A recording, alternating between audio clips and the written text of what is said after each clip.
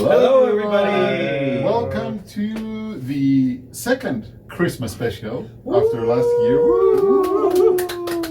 We've gone a full circle, Jamie. Chris, thank you for being here for this special occasion. Thank you for having me. I'm excited to talk about Christmas. Yay! So, for those who have followed this series from the beginning, the first episode was about Christmas. And 1 year later, here we are, now, talking about Christmas. Time flies. Happy anniversary. Happy anniversary too, yeah. So, last time we talked about the differences between Greek Christmas and British Christmas and talked a bit about Japanese Christmas. Today we want to keep it a bit more personal. Maybe you get to know us a bit better, and we're going to talk about our experiences of Christmas. So, may I ask the gentleman on my left to go first? Oh, sure. Well, my Christmas experience was interesting because as I was growing up, we had Christmas in 3 different houses. So first we'd have Christmas at our family house, and we'd open our gifts and maybe eat some snacks, and then we'd get on the road and go visit my father's parents. Okay, grandma's house. Yeah, grandma and grandpa's house, and we would have Christmas there. And that was usually an over-the-day thing. Sometimes we stayed overnight, but it depended on the weather and how we were feeling.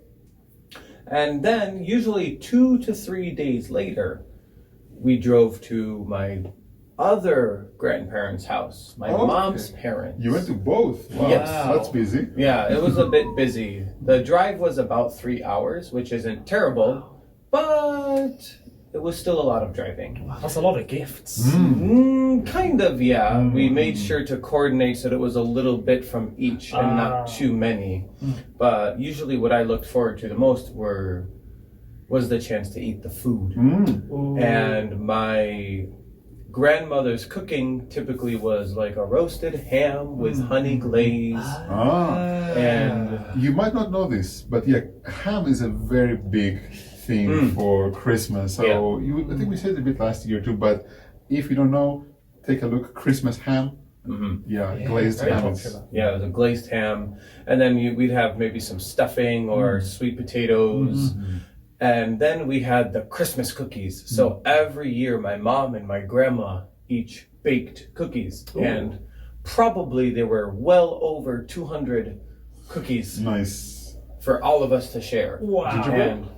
Gingerbread? Not gingerbread, but more like Italian wedding cakes, which are kind of a half circle powdered cookie.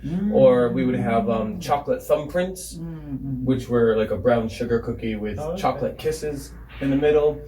And then they're typical cutout cookies where you take the plastic cutout and cut the shapes and put frosting on top. So many cookies. And if you're confused, these are all types of cookies. Don't panic. You understand what he's talking about.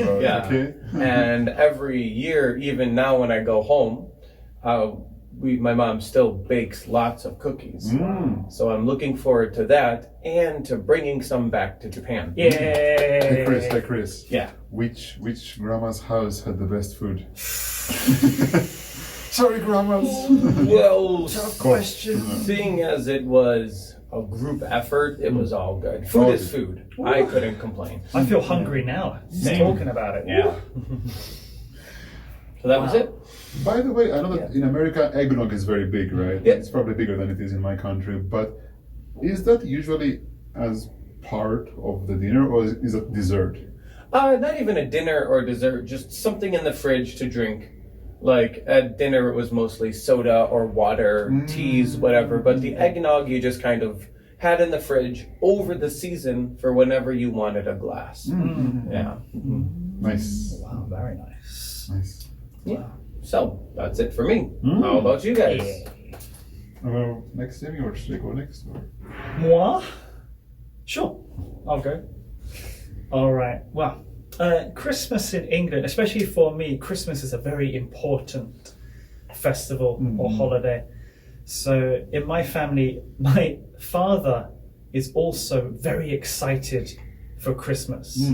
So which makes us more excited as well. So usually when you were young, you would go to bed maybe around 10 or 11 p.m. because you're so excited that Santa's going to come and bring you lots of gifts. And so you go to bed, and then all your dreams are thinking about what gifts you're going to get.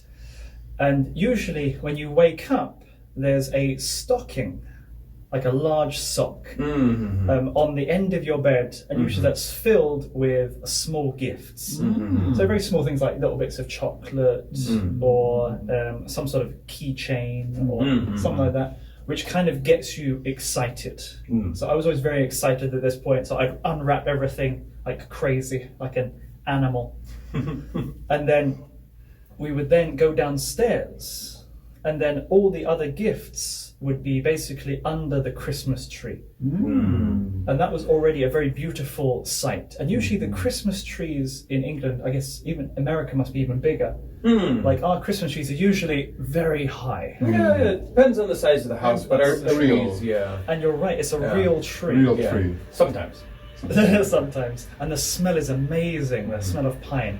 And so you get even more excited, and then you're just unwrapping all these gifts. And then usually for us, the relatives come over to our house because my parents would cook Christmas dinner, usually a giant turkey plus everything else that would go with it. And usually the relatives would come over, and then comes the biggest challenge. Because usually you don't know what gifts the relatives have got you. Oh, okay. I see. So some years it's great. Some years it is so boring. So maybe you get like a picture frame. When you're a child, like, I'm a child, why do I need a picture frame? But you have to put on a bit of a show face. Put on a good face, like, Thank you, Auntie. that's exactly what I wanted. Exactly like this.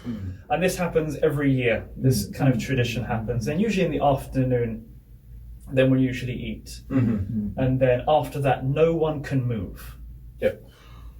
So, because your belly's too big.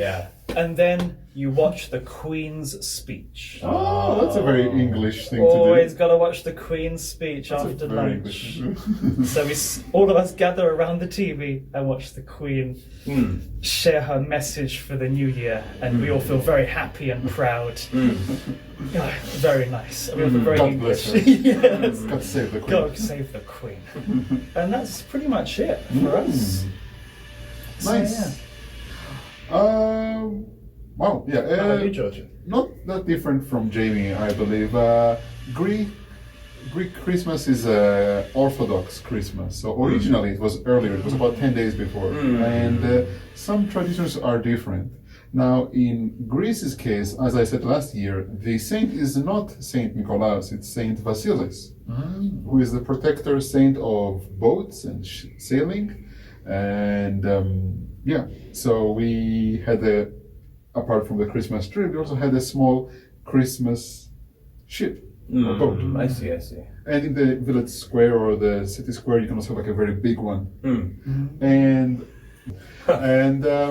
but besides that, Greek Christmas is about family, of course. It's about carol singers. They go around houses, ping pong, and they sing the Greek versions of Christmas song, like Archi Minyanka, Archi Chronia. It's one of the Greek. Okay. Thanks for singing it. And we had every house has at least 2 types of Christmas cookies. Some houses have 3 types. So the 2 basic types are called melomakarona, which is, you know what a macaron is, right? Macarons. Macarons. Imagine like a bit of a longer, like more like an egg-shaped one, bigger one. And after it's baked and it's kind of dry, you dip the whole thing in honey syrup. Oh my gosh. For a while. Sweet. And it absorbs all the syrup. Oh my goodness. Top it with walnuts or pistachios. And it's one mountain of that on a plate. And then diabetes. And then diabetes. And just so much kidney flushing after that. Yes, and the other one is called kourabiedes, which is like an almond cookie, basically, with the Ah, powdered sugar. Oh, I very see, nice. I see, I So see. I it's see. brown and white. And the third option in some houses is called dipless, which is basically just deep fried dough. It's wow. it's like either a roll or like a wavy like lasagna Yeah. that has been deep fried with again honey syrup and nuts on or in it and cinnamon. So honey. Lots of honey, lots of nuts, Okay. lots of cinnamon. Holy. It's like your frosting, it sounds like. Like where we have frosting on all of our cakes and cookies, We you have have honey. Lots of honey. My goodness. And pork. Pork is very big for us for Christmas. Pork. Pork.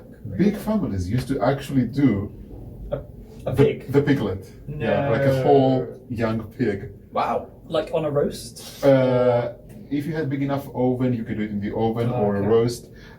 In Greece, actually, what you can do, you can go to the local bakery. You can pay a small fee, and you can ask them to bake anything you want in their oven. That's convenient. wow. That's really good. Big things would go to the local bakery. Well, hopefully the next batch of cookies doesn't taste like bacon. It might. Ooh, bacon cookies. Bacon, honey, maple, almond. That might actually be alright. Maybe, you know, alright. bacon works for everything, yeah. Actually, bakers do put them in separate levels of the oven, so they would never put food and sweets on the same. Boo. Okay, so they won't go in the same wrap. Or like drip okay. onto the cookies. It's like, oh, there's this fat on my cookie. Anyway, that's Sounds American. yeah, that's Greek Christmas. In my case, in my family. How about yourselves, guys? How is your Christmas in your family? Do you have some cake? Remember, if you watched the previous one, Christmas cake in other countries is not strawberry. Okay. Or the finger. Or cake. Yeah, it's more like a fruit cake or some other things we have. Yeah. So watch the previous episode if you want to know more about that. If you like this video, Make sure to hit the subscribe button and ring the bell for notifications. Oh, very and of nice. course like it. And what's happening again December 15th, Jamie? Christmas party! English Buffet, Christmas party at the English Buffet. Sign up. See you everyone. See you. Bye bye.